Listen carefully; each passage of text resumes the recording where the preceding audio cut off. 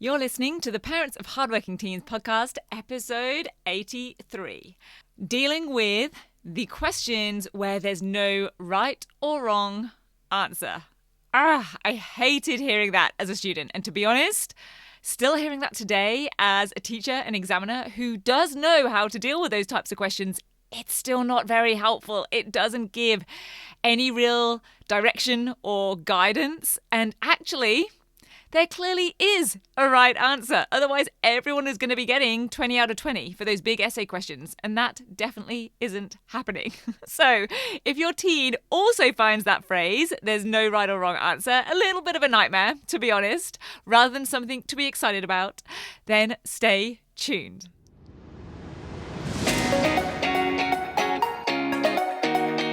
I'm Katie Jones, and with over 15 years in education as an award-winning high school teacher, international external examiner, and as a study coach, I've helped thousands of students skyrocket their results and confidence. And this podcast is where I share all my insights, tactics, and tips with you, the parent, so you can help your hardworking teen get happy, smart, and successful in their study, and have you both enjoy the journey along the way. This is the Parents of Hardworking Teens podcast. Hey VIPs, I hope you're doing amazing. I think everyone is back at school now, no matter where you are in the country or in the world. So I really hope it's been a smooth and positive start for you and your teens. And after taking a bit of an extra push to get going again after Christmas and New Year, like I mentioned a few weeks ago, I can tell you that I am in my element right now. My energy is flowing, my brain cells are buzzing. Our kickoff super session was really good. You can still catch that in full on the Rock Solid Study Facebook page. I've been in school doing some relief work already, which I've felt really ready to get back into. It's been really good being in the classroom. And we have some fantastic students in the 10-week grade transformation program right now. And I have had some really awesome conversations with their parents, and I'm very excited about what our students from over the summer and who've enrolled recently are going to experience and achieve by creating success for themselves this year. And to top all of that off, we are also right in the midst of putting the final touches to our semester 1 next level event together. Now, it's a workshop entitled How to Excel in English Exams. And I say we because for the first time ever, I am not the one leading the event. I'm going to be there and I'm having a tiny bit of input on the planning and the delivery, but we have our specialist English coach and external examiner extraordinaire, Gemma Toms, leading the event and creating and delivering the content and the training. And so with that, I am really thinking about right now the sorts of issues and challenges that come with English exams. And by far and away, the one thing that really got me, in not in a good way, as a student was there's no right or wrong answer. Said by teachers like it's a good thing, like that is helpful, like this is great news. And of course, this isn't exclusive to English exams, but I definitely remember my Year 9 English teacher saying it to us. But I also remember it being a thing in history for sure. And I'm sure it happens in other subjects as well. Maybe except maths, which would explain why I've always liked and been pretty good with maths.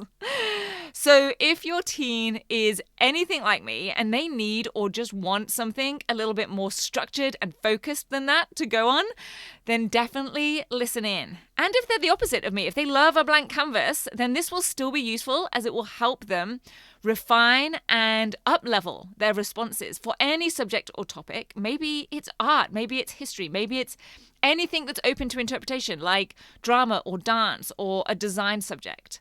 Because what I've learned over the years of teaching, marking, and moderating assessments and exams is that actually there are systematic, dare I even say it, black and white ways to tackle a grey or open question.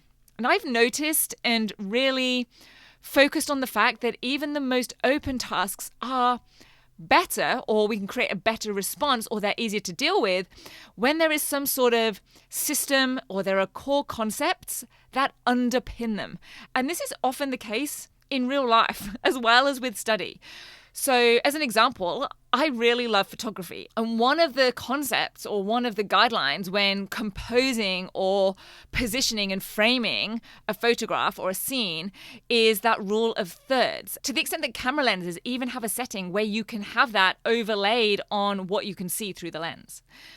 And then recently, something that I've been trying to basically just get a bit better at because I'm really terrible at it is interior design. I'm even reluctant to use that phrase. Let's just say revamping the interior of our house a little bit over the summer holidays. Just freshen up our decor, have a new look and feel, but without going crazy. Just, keep all the main furniture, but get some new pictures, features on the walls, new cushions on the sofa, some different plants and pots, that kind of thing. But I have no eye for this sort of thing. I don't have any natural talent in this. I don't have that, ability to look at a piece of furniture or a rug or a picture and know that it's going to go beautifully with this other thing over here from this other store. For example, I had this one day where I went and bought 8 cushions.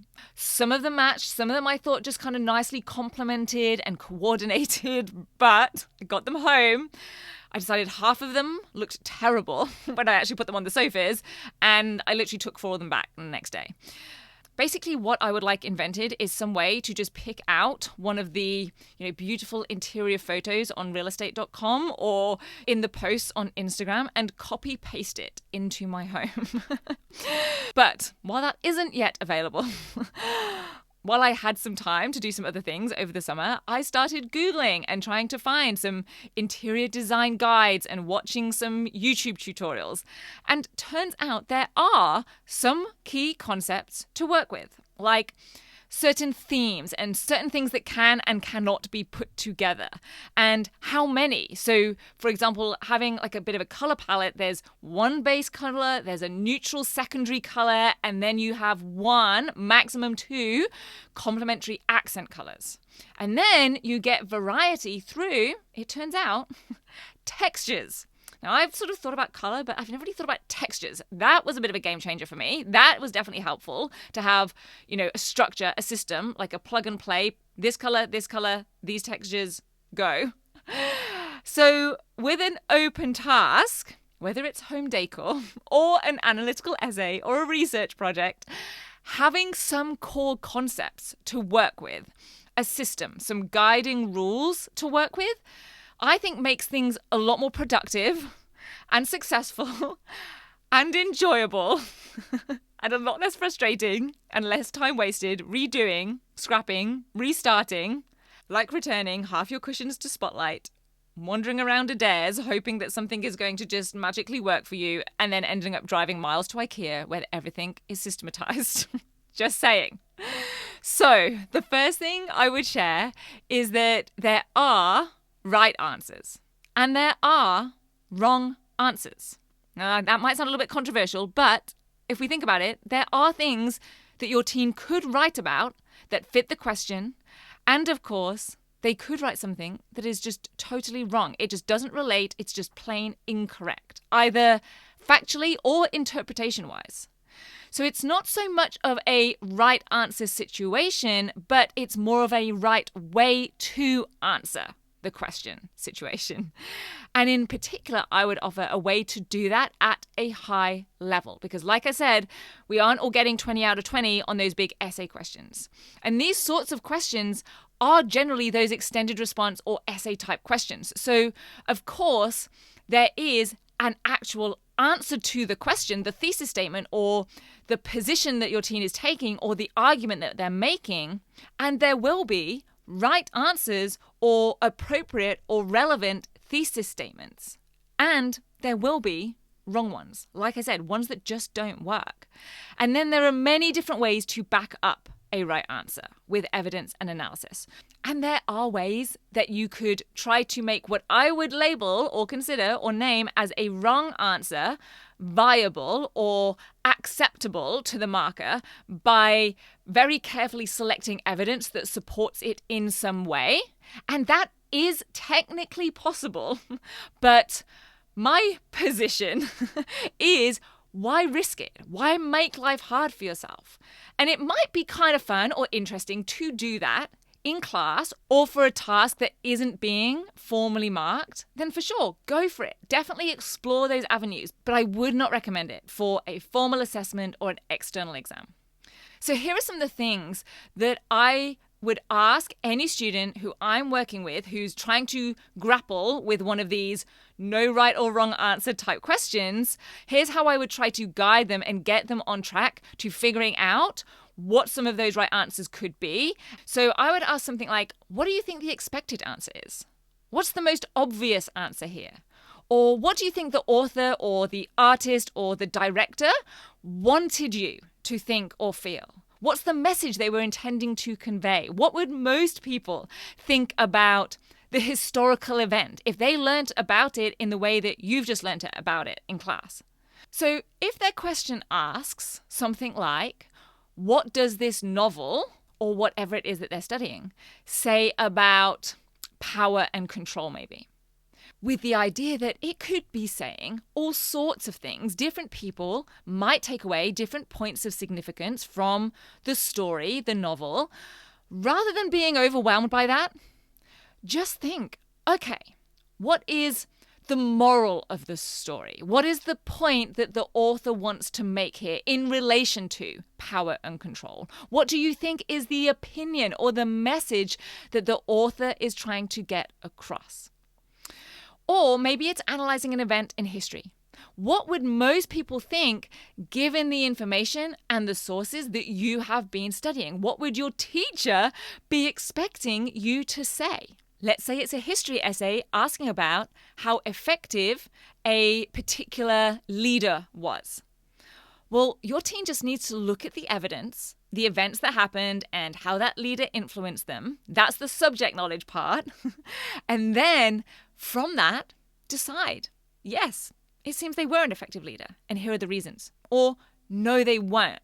Or, no, they weren't an effective leader, and here are the reasons. Or they were somewhat effective, and here are some of the ways that they were, and here are some of the ways that they weren't. And here's why I advise going with the expected answer and not going against the grain or trying to find some unique perspective. First off, there are no bonus marks for being different or unique when it comes to analyzing or evaluating a text or a source. It is not a creative task. And by the way, even the creative tasks have more criteria and credit given to applying techniques or devices than they do for being original. Go listen to episode 18 of this podcast, The Truth About Creative Tasks, if you would like to hear me talking more about that, especially if your teen is like me and not naturally creative. That will be very helpful to hear about. Or actually also if they are, because they might be relying too heavily on that creativity and maybe they're missing out on some of those other marks. And secondly, I advise not going against the grain because your teen is being taught certain points and messages and takeaways from the text. It's extremely rare, especially if it's for an assessment or a formal examination, that students will be left to just figure this stuff out for themselves. The teacher will be explaining parts of the text or discussing the techniques that the artist has used or spotlighting examples of certain techniques or devices in the play. So for example, in English, and I say this having marked for English writing tasks and educating myself around English assessment, but not as an English specialist teacher, that there is what's known as a close reading of a text. Now, to give you something very specific on this, I'll share what the Victoria Department of Education says, because I think this explains it really clearly. And like I said, I am not a subject specialist in this, but it says close reading has become a widely used approach in teaching comprehension. Snow and Connor from 2016 define close reading as an approach to teaching comprehension that insists students extract meaning from text by examining carefully how language is used in the passage itself. So in other words, that's saying They extract the message, that's the knowledge and understanding part of it, and they know what language devices or writing techniques have helped contribute to or create that message. And that's the analysis part. And then that website goes on to say that critical reading of the text is based on what is in the text, not on what the reader might bring to the text. So essentially, this is about teaching comprehension of the text. And the text could be a novel, a play, a poem, even a magazine cover or a poster. But there are certain things that students are meant to get from it and understand about it. Not that students shouldn't question any of it. Indeed, they should or they could in class and in discussions. But to help with comprehension, taking away from it what is intended, is the close reading of the text. Now, for me, as that student, that 16-year-old version of me, that is good news. It means that there is a right answer. The right answer being the theme or the message that we have covered in class. And I also know that there aren't any bonus marks for being unique or taking a difficult path to the answer. Now, in-depth analysis, I will say this, will get more marks as it requires in-depth knowledge and detailed analysis and explanation, which is a high-level skill, and therefore it can feel, or we might describe it as difficult, but that is not the same as taking a difficult path for a response. So I'm hoping that some of this will help you be able to give your teen some structure and support if they're ever floundering or feeling overwhelmed in these sorts of tasks or essays or assignments. Or if they love the freedom and the openness of there's no right or wrong answer type questions, but they're looking to up-level their responses, then maybe this might be a way to help them do that as well. And if your teen is coming to our next level workshop, the Excel in English Exams Advanced Training, then I hope they're getting excited because I can tell you it is jam-packed with such detailed and strategic training from an external senior examiner and lead marker. That's Gemma Toms, not me. I can tell you I just reviewed her slides and I wrote a stack of bullet points just from the first 19 slides, and there are over 100. So, like I said, tell them to get excited. I cannot wait for it. And if your teen hasn't yet completed the 10-week grade transformation program, and you would love for them to get these sorts of skills of breaking down and dissecting questions, being able to construct clear and concise yet sophisticated responses, then check out the program at www.gradetransformation.com/join. It's open for enrollment at all times, and I would love to train and support your teen this year. And wherever they are at with things, I really hope that you and your teen have a fantastic rest of your week. I'll meet you back here next week. And if you find this podcast helpful, I would be really grateful if you'd give it a 5-star rating on the app wherever you get your podcast. It really does make a difference. Thank you for listening. Take care. Bye for now. If you're ready to have your teen achieve their best possible results with less stress, then I want to invite you to enroll them in the 10-week grade transformation program, where they're going to learn the key concepts, skills, and strategies to catapult their performance in assessments and exams. It's risk-free.